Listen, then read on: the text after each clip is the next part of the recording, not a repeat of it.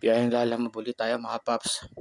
Paparinig ko lang sa inyo yung conversation namin na pick up at saka ni client kung bakit niya ako binigyan ng 300 pesos na sinend niya sa Gcash mga paps. Po? Lala mo po mga pick up? Wait lang po, sir. Nasaan na po kayo? BPI ma'am hindi ko makita yung sinasabi niyong beside Ano ba yung beside? Yung tabi nung... Panamed po. May nakalagay pong Panamed. Yung kulay green? Hindi po. Yung gray? Yung green na bakod?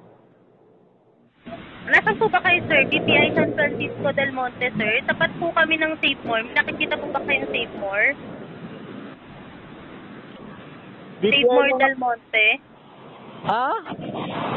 May nakikita po ba kayong Save More, sir? Wala Sa tapat ng BPI? Wala. Mali yata yung pin niyo ma'am. Ano po ba ang pinin niya, sir? BPI San Francisco del Monte po. Teka, titignan ko. Hindi po yun Yan lumabas dito sa system Madali Okay. Ito napunta Ano, sir? Oo, mali yung ano niya Ito, Gregorio Araneta, 488. Dito po kami, sir, sa Del Monte Avenue po. Nako. Eto paano po yan ma'am? Tawagan niyo na lang po yung nag-book, sir.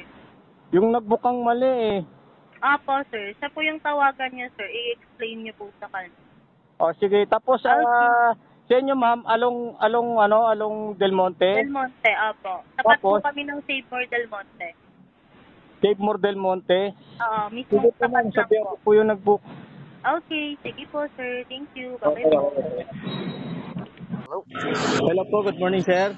Morning ho. Ma'am, sir, mali po yung ano nyo yung pick up point. Mali ho.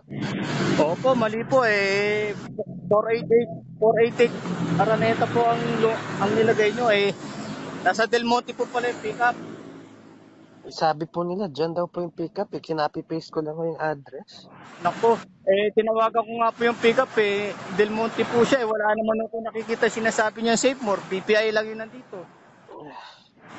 Paano to sir? Medyo malayo pa po yun. Ano pong address? Pwede pakisend ho? Sinabi niya po BPI Del Monte. BPI Del Monte. Malayo naman po yun dito. Etong BPI na to malapit po sa Araneta y Rodriguez. Hindi po yan yung address nila. Hindi po. Sabi nila. Opo.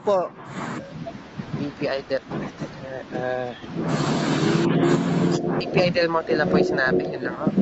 Yes sir. Tapat daw po na Save More.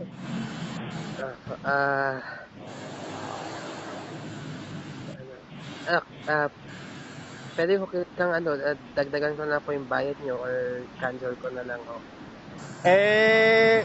Bumiyahe na rin po ko sir ng halos 3 kilometers para papunta sa pick up diretso ko na po. Sige, dagdagan ko na lang ho. Sige po sir, tapos pakitawagan po si pick up, tapos i-text niya po sa akin yung address. Hindi po sumasagot sa akin pero sige, subukan ko tuwagin. Kakausap ko lang po kanina bago tayo mag-usap. Kakausap ko lang kanina bago tayo mag-usap ngayon. Sorry, pakiulit ho. Kakausap ko lang kanina si pick up bago tayo mag-usap ngayon. Ano pong sabi nila? Ayun nga, mali nga raw po itong pinuntahan ko, ang binigay niyang address. Yun nga po sa BPI. Yun po yung sinend nila sa akin sorry ho. Binibase ko lang ho yung sinabi nila. Yun po yung sinend nila sa akin Yung daw yung pick up. Sorry ho. Okay lang ho sir, okay lang. Hindi naman kaya tama palagi ganun na, pwede naman natin pag-usapan yan Sige. Pupunta na ako doon sa pick up Okay po. Salamat po. Okay. Sorry ho, salamat po. Sige. Thank you. Sandali lang tatapi ko lang. Hindi kuya. Sige. Sandali lang po tatapi ko lang. Sige. Tuwad po kasi sila